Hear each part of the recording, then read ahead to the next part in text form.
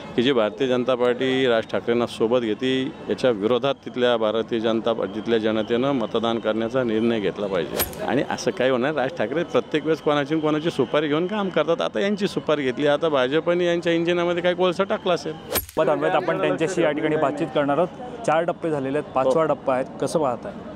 पाहायचं काय, सगळ्या ठिकाणी महाविकास आघाडी या महाराष्ट्रामध्ये बिलकुल विजय होणार। नरेंद्र मोदी यांचं ज्या पद्धतीनं महाराष्ट्राच्या जनतेविषयी, महाराष्ट्राच्या नेतृत्वाविषयी, शरद पवार साहेबांविषयी, उद्धवजींच्या विषयी ज्या पद्धतीनं भूमिका घेतात, महाराष्ट्राच्या जनतेच्या मनामध्ये चीड निर्माण झालेली आहे आणि मला वाटतं ही चीड मतातून नक्की व्यक्त होणार। इकडे उद्धव ठाकरेंची सभा झाली, मात्र तिकडे ज्याच्यावरती अगोदर टीका टिप्पणी केली ते राज ठाकरे आणि नरेंद्र मोदी एका मंचावरती होते। त्यांच्या राज ठाकरेंच्या साथीमुळे महायुतीला विजय मिळवणं शक्य होईल?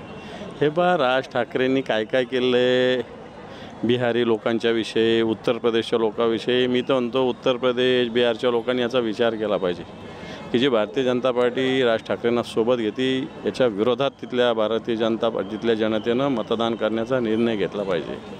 आणि असं काही होणार, राज ठाकरे प्रत्येक वेळेस कोणाची सुपारी घेऊन काम करतात। आता यांची सुपारी घेतली, आता भाजपने यांच्या इंजिनामध्ये काही कोळसा टाकला असेल। एक शेवटचा प्रश्न आहे माझा। अनेक खरं तर चढउतार तुम्हाला पाहायला लागले होते ज्यावेळेला तुम्ही प्रचार करत होते चंद्रकांत खैरेंचा, त्यावेळेला संदीपान बुमरेंच्या विरोधात तुम्हाला आंदोलन करावं लागलं होतं। हातात दारूची बॉटल तुमच्या होती आणि पैसेसुद्धा होते। नेमकं काय होता तो वाद? नाही, ते आंदोलन नव्हतं, तो प्रचार होता। आंदोलन वगैरे नव्हतं, तो एक नॅचरली एक होऊन गेला प्रचार। सगळ्याचा फटका आपण पाहतोय की या सगळ्याचा फटका महायुतीला बसेल आणि नक्कीच महाविकास आघाडीला विजय मिळवते।